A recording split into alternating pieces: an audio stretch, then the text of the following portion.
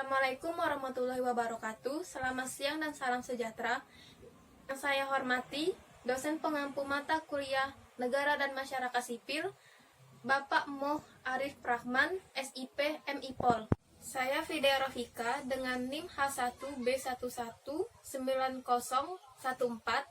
mahasiswa Fakultas Hukum, Prodi Ilmu Politik, Angkatan 2019. Berkesempatan untuk menyampaikan materi mengenai urgenitas masyarakat madani, civil society dalam mengurai problematika sosial, suatu tinjauan terhadap varian konflik di Lombok. Baiklah, di sini saya akan menjelaskan ringkasan secara umum mengenai urgenitas masyarakat madani, civil society dalam mengurai problematika sosial, suatu tinjauan terhadap varian konflik di Lombok.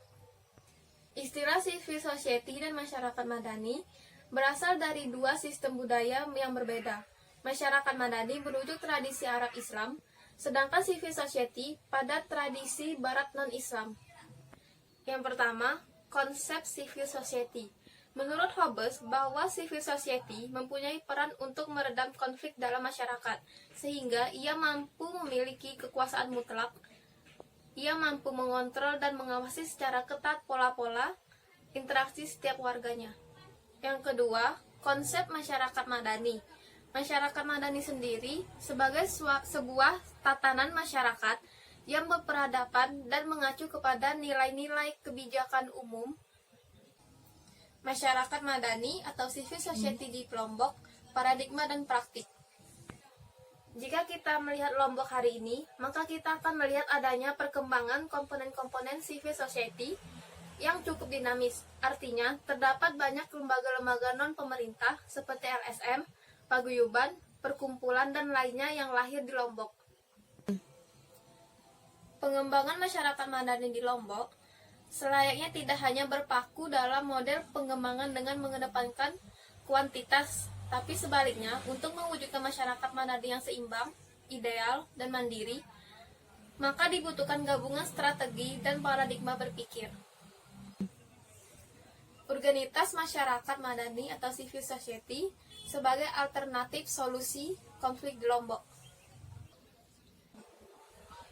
Jika kita lihat masyarakat madani di Lombok, kiranya menjadi sangat penting jika melihat peran masyarakat madani itu sendiri dalam mengurai sebuah konflik, atau setidaknya masyarakat madani itu sendiri dapat menjadi langkah preventif dalam menghadapi kemungkinan-kemungkinan terjadinya konflik.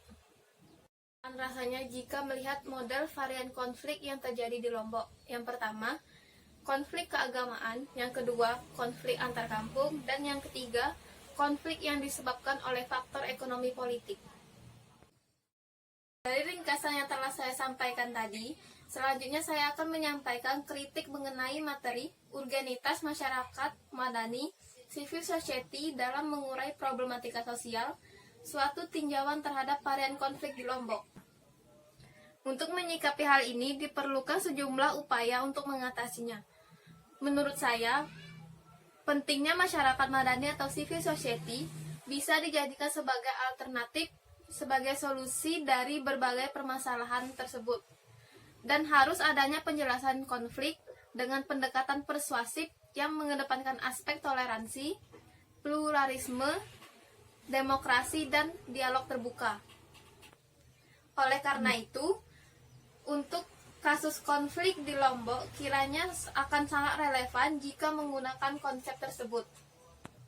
Dari semua penjelasan yang saya sampaikan tadi, dapat saya simpulkan bahwa penguatan peran komponen-komponen masyarakat madani atau civil society dalam mengurai atau mengatasi konflik di Lombok menjadi hal yang sangat urgen. Pengembangan dan penerapan nilai-nilai masyarakat madani tentu harus menjadi prioritas utama dalam masyarakat sehingga dapat terciptanya suasana damai, aman, dan harmonis terutama di Lombok. Di sini saya juga mengambil materi dari video yang Bapak berikan.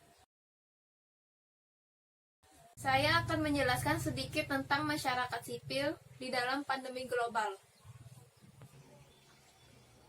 Dalam video tersebut yang disampaikan pembicara mengenai bagaimana peran pemerintah dan civil society saling berinteraksi.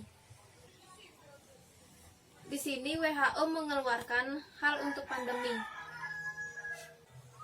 Posisi kita saat ini ada di mitigate, sifatnya seperti social distancing, closure, dan masih banyak lainnya.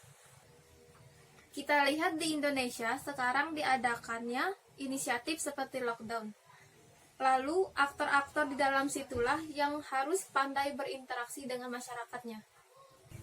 Selanjutnya di sini ada peran civil society. Di sini adalah peran civil society itu untuk mendorong transparansi seperti adanya tuntutan data yang real dan data yang sebenarnya. Mengapa begitu? Karena civil society idealnya adalah menyuarakan dari mereka-mereka yang belum bersuara atau tidak bersuara. Yang kedua ada peran pemerintah.